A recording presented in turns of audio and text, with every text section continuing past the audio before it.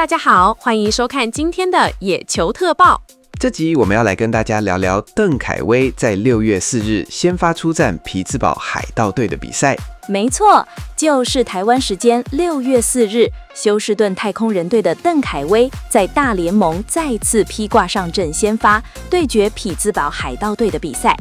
这场比赛的结果虽然账面上看起来邓凯威吞下了败投，但其实过程中有非常多值得我们深入探讨的细节，无论是技术面、数据面，甚至是球队整体的战略布局。确实，这场比赛可以说是邓凯威本季目前为止最具代表性，却也最令人遗憾的一场球。但在我们进入正题，拆解邓凯威在投手球上的表现之前，我想邀请还没订阅的朋友订阅我们的频道，记得要开启小铃铛，才不会错过最新上片通知哦。如果想支持我们产出更多深入的分析，也超级欢迎加入频道会员。还有，跟大家分享，史蒂芬频道商店正式上线咯。现在就人开底下资讯栏的商品，或是影片结束后来商店逛逛，里面有我们精选的职人好物，带走喜欢的商品，就是给频道最实质的鼓励哦。好，我们回来看看这场比赛。在开打之前，其实两队的战绩趋势是完全相反的。休士顿太空人虽然身为过去几年的西区霸主，但今年开季却陷入了前所未有的泥淖。6月4日赛前，他们的战绩是28胜35败，在美联西区排名第4，竟然落后龙头西雅图水手队达5.5场胜差。这对一支王朝球队来说是很不可思议的。主要原因就是他们的先发轮值彻底瓦解，包括 Hunter Brown、Christian Javier、Lance McCullers Jr.， 甚至是原本寄予厚望的日籍投手金井打野，全都在伤兵名单里。反观匹兹堡海盗，他们则是以33胜29败，国联中区第2的姿态来到休士顿，近期还拉出一波4连胜。海盗队的打线非常具有侵略性，阵中有Oneil Cruz 这种怪力男，还有打击非常稳定的 Bryan Reynolds。这种结合长打跟速度的进攻模式，对当时临危受命接下先发重任的邓凯威来说，绝对是极大的考验。那我们就赶快进入比赛的复盘。邓凯威这场比赛总共投了 5.0 局，用球数87球，其中59颗好球，最快球速来到了 95.7 英里。虽然最后失掉5分，但其实前5局的内容跟第6局的崩盘完全是2个不同的故事。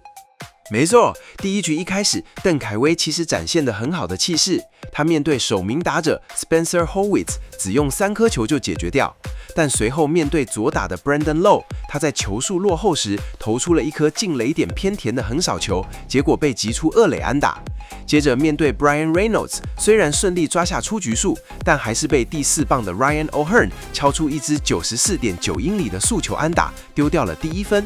不过他在失分后很快稳定下来，用一颗伸卡球3振了 Nick Gonzalez， 结束这局。虽然第1局掉分，但接下来的第2局到第4局简直就是邓凯威的个人秀。他这3局让海盗打者6上6下，表现得非常像一个成熟的大联盟先发。特别是第2局面对 Oneil Cruz 投出保送后，他立刻让下一棒 Andy Rodriguez 击出2垒方向平飞球，并抓到回垒不及的 Oneil Cruz， 完成关键的双杀。第3局，他更只用了10颗球就解决对手。这段期间，他的伸卡球跟横扫球配合的天衣无缝，让海盗打者完全摸不着头绪。可是到了第5局，危机开始出现了。随着用球数变多，他的控球开始有些浮动，开局就连投4颗坏球保送了 Oneil Cruz， 接着被 Jake Mangum 扫出一支1垒边线的2垒安打，形成一出局2、3垒有人的大危机。这时候我真的为他捏了一把冷汗，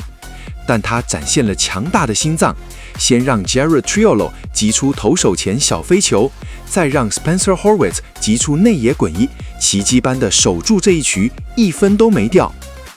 不过，这种紧绷的状态到第6局终于断线了。总教练 Joey Espada 在邓凯威已经投了76球的情况下，可能考虑到牛棚消耗太重，决定让他续投第6局。这就是所谓的第3次面对打线效应。海盗打者已经完全看穿邓凯威的球路了。Brandon Lowe 一上来就对准 92.8 英里的伸卡球，敲出击球初速 106.6 英里的2垒安打。接着 Brian Reynolds 1分打点安打。最致命的是 Ryan O'Hearn， 他锁定邓凯威一颗偏高的 92.5 英里速球，直接轰出右外野2分全垒打，比分瞬间变成4-0，邓凯威也被换下场。接着上场的后援投手 Steven Okert 虽然抓到出局数，但因为游击手 Jeremy Pena 的失误，让邓凯威留在垒上的跑者也回来得分，所以最后账面上邓凯威是失5分，防御率也从 2.57 升到 3.06。虽然丢了5分，但前5局的内容其实非常扎实。我们来看一些进阶数据，这能解释为什么他在第6局会突然崩盘。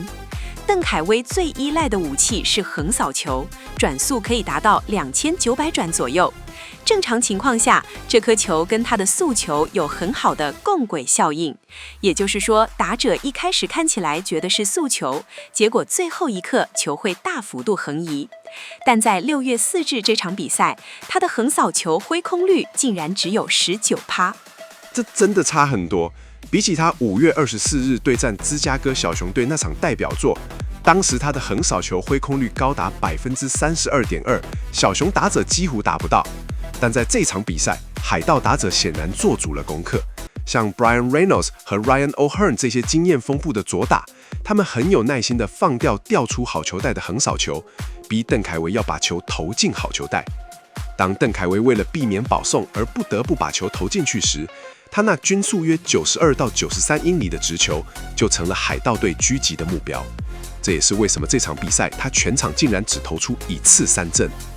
这也显示出大联盟打者的调整能力真的很强。不过，邓凯威目前的处境其实有点尴尬，因为太空人队的王牌 Hunter Brown 伤愈复出的进度非常快。根据最新消息 ，Hunter Brown 在3A 的复健赛表现非常好，4锋线速球极速已经回到 99.3 英里，均速也有 97.9 英里，而且已经能投到75球左右。没错，除了 Hunter Brown 即将回归，另一名先发主力 Christian Javier 也已经开始在 2A 进行复健赛，这对邓凯威来说压力很大。目前太空人的先发轮值虽然暂时有空位，但等到这些大牌投手回来，邓凯威很可能会面临轮值保卫战。虽然他本季3胜4败，防御率 3.06 的表现已经超出预期，但如果不能解决面对打线第3轮体力下滑的问题，教练团很有可能会考虑让他回到朝中继的长射，或是暂时回到3A 磨练。说到教练团，赛后媒体跟球迷对总教练 Joe Espada 的调度意见很大。很多人批评说，邓凯威在第5局明显已经控球不稳，为什么还要让他投第6局？这不是明摆着让他在体力放尽的时候被海盗的前段打线修理吗？我觉得这对 Joe Espada 来说也是两难。前2天太空人的牛棚已经操得很凶了 ，Josh Hader 都上场了，主力后援 Brian Abreu 状况又不好。在这种情况下，教练只能豪赌一下，看邓凯威能不能多吃那一局。结果很遗憾，赌输了。但输球也不能全怪投手。太空人的打线这场比赛表现得像梦游一样，全场敲出8支安打，只比海盗少1支，但得点圈8支0，留下8个残垒。真的是得点圈惨案，唯一的1分是 Isaac Paredes 敲出的阳春全垒打，那刚好是他生涯的第100轰。如果打线能稍微支援个2-3分，邓凯威在投球时的压力可能就不会那么大，甚至能更从容地处理第6局的危机。在没有分数支援的情况下，投手的容错率真的低到吓人。不过综合来看，虽然这场比赛吞败，但媒体对邓凯威的评价还是偏向正面。作为一名紧急补伤的先发投手，他展现出的抗压性跟吃局数的能力，对现在的太空人来说还是非常宝贵。赛后也有球评提到，邓凯威需要开发出更多的球种搭配，或是调整在比赛后段的配球策略，不能只靠横扫球去诱敌。确实，大联盟是一个数据跑得比球还快的地方，对手已经研究透彻你的横扫球会怎么跑。如果你没有其他武器来分散他们的注意力，这种单局崩盘的状况可能还会发生。但我对凯威还是很有信心的，毕竟他已经证明自己有实力在大联盟层级稳定投完5局。未来的展望部分，就像我们提到了，6月中旬 Hunter Brown 的回归会是一个关键点。邓凯威如果要在这场生存游戏中胜出，下一场先发的表现就至关重要。他必须证明，即使在武器库被对方锁定的情况下，他依然能透过精准的控球跟配球智慧来抓到出局数。如果他能修正这场比赛暴露出来的缺点，即使未来转任长中继，他依然会是太空人争夺季后赛门票的重要活棋。总结来说，6月4日这场比赛对邓凯威而言是一次非常珍贵的成长机会。虽然数据上不好看，但他前5局的稳定性让我们看到了他的潜力。